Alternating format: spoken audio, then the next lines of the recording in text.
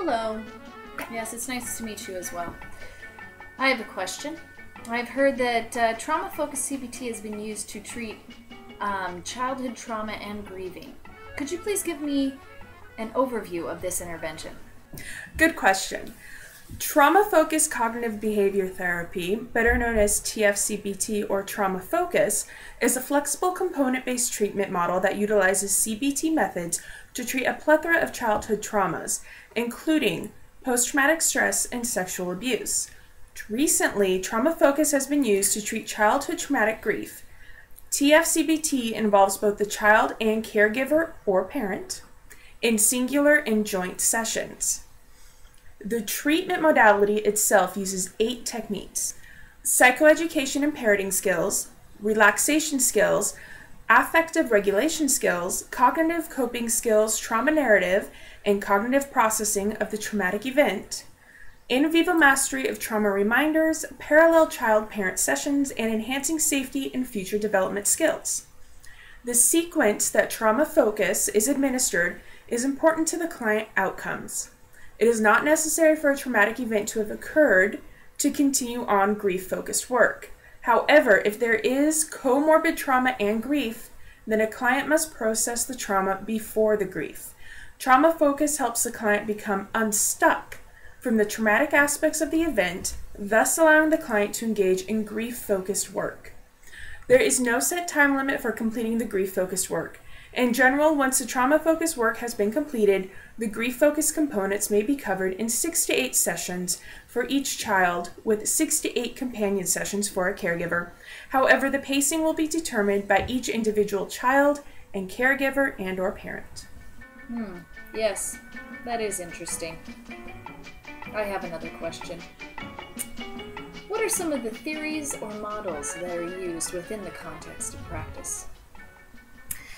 Developmental theory is relevant to working with children because it directly impacts the treatment interventions. Often, trauma and grief is experienced differently by children. Furthermore, there are myths about bereavement, such as talking makes grief worse, or that grief occurs in linear stages, or that it can hinder the child as opposed to helping them move forward. Can you please tell us a little about the techniques or principles of trauma-focused CBT, please? Yeah, sure. Great question. There are 5 stages and techniques used in trauma-focused CBT. These include grief psychoeducation, grieving and ambivalent feelings, preserving positive memories, redefining the relationship, and then a treatment review to close. Yes, thank you. Could you please give us some examples of these stages of trauma-focused CBT?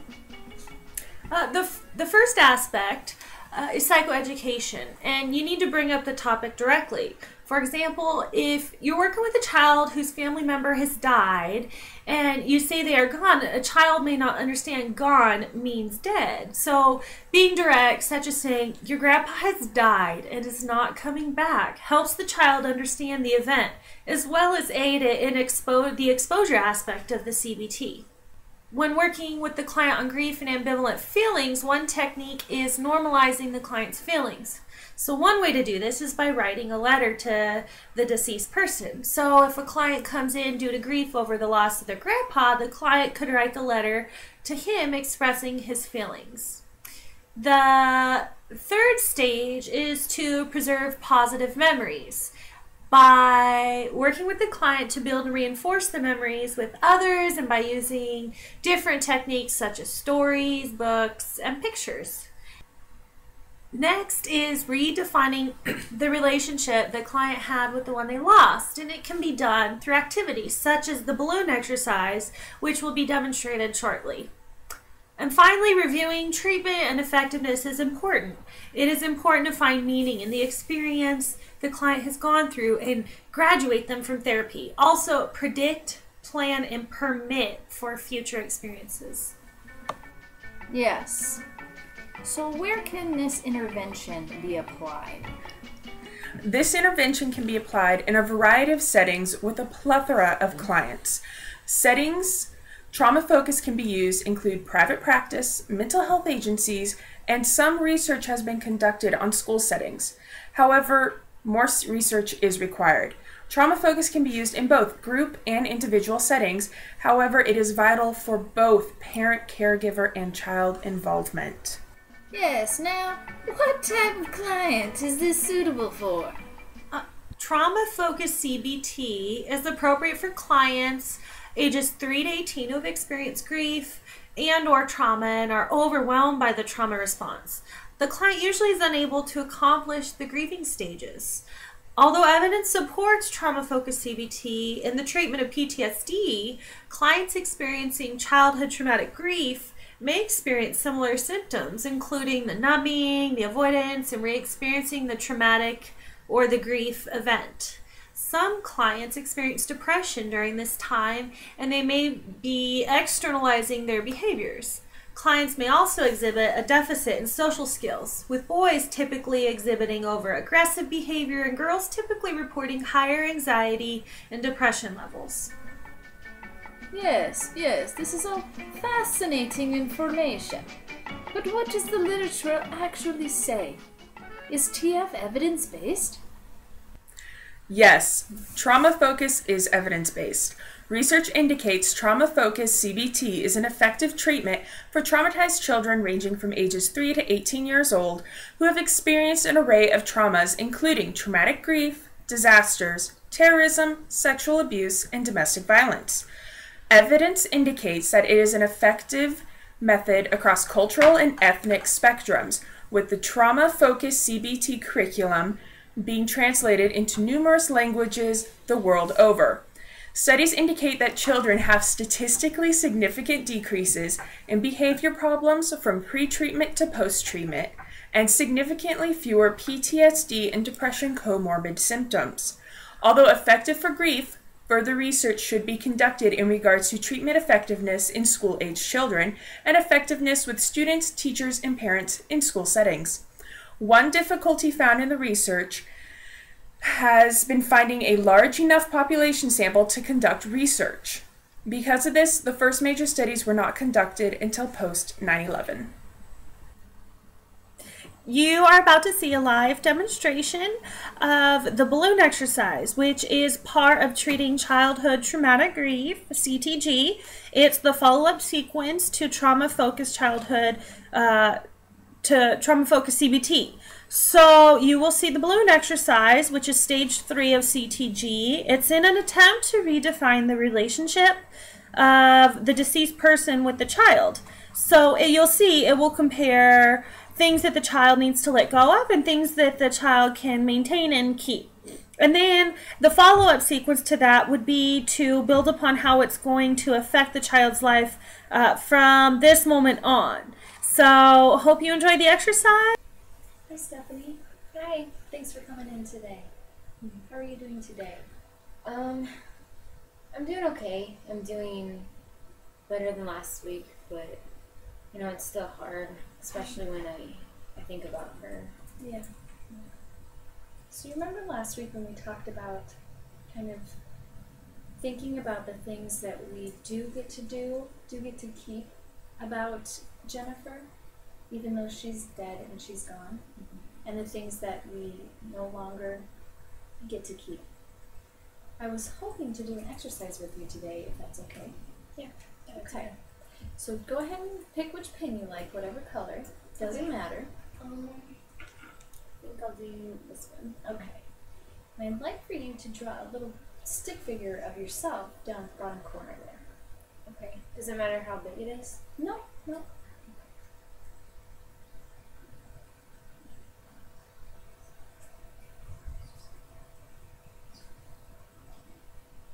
Very nice. Now out of one hand, I want you to draw yourself holding a balloon that's up in the sky. And make the balloon like pretty big, like the size of your fist. Okay?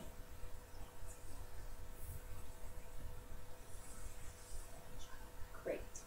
And then on the other side of it, probably over here somewhere, I want you to make another balloon about the same size, but that you're not attached to. You're not holding onto it. It's just kind of floating in the air. Okay, great.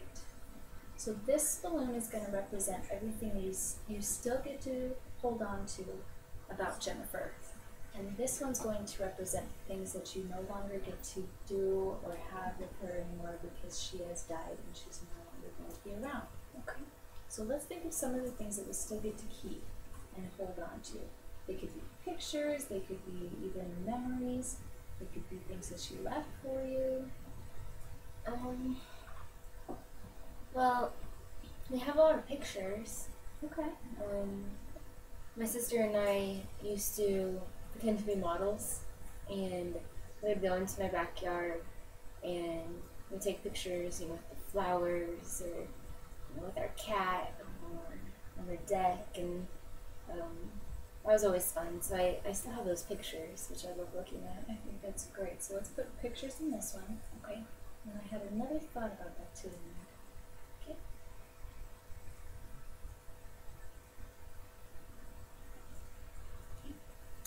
I'm almost thinking that can also go into the balloon that you no longer get to hold on to anymore. Because although you get to keep the pictures of it, you no longer get to take additional pictures with it. Okay. Her anymore. So I put that in this balloon? Yes, because that's the balloon that represents everything you no longer get to do with her. Okay. Anything else you can think of that you do get to hold on to? Well, my sister had her favorite teddy bear. Yeah.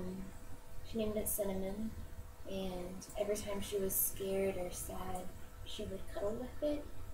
And so even though, I don't cuddle with that bear, I think that is something that when I am sad, I maybe could.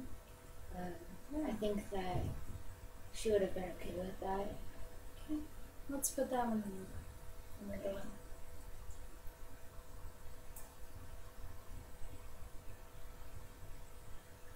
Can you think of anything else?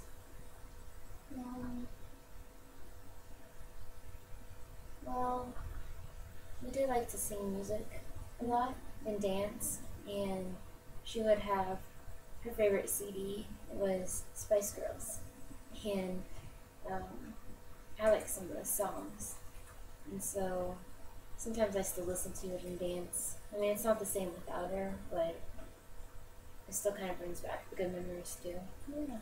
Do you think that's kind of another one that can go in both? Yeah. So what one would you put in when we get to keep? The CD. Perfect. I think that's great. And what one would you put in something you have to look up? Dancing with my sister. Good job.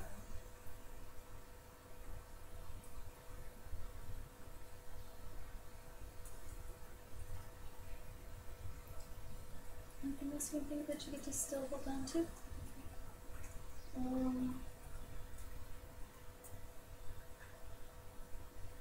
Well, we like to make cookies together. I mean, they're my mom's cookie cutters, but maybe she would let me keep one or two of them. I think that's great.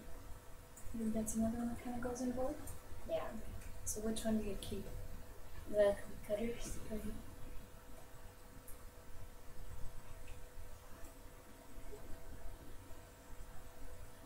And what do you have to lose? Being able to bake and make cookies with her. Okay.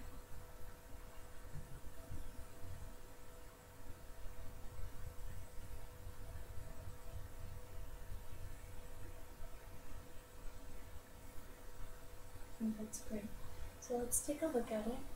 Look at all the things that you still get to hold on to, even though when she died and she's not going to come back.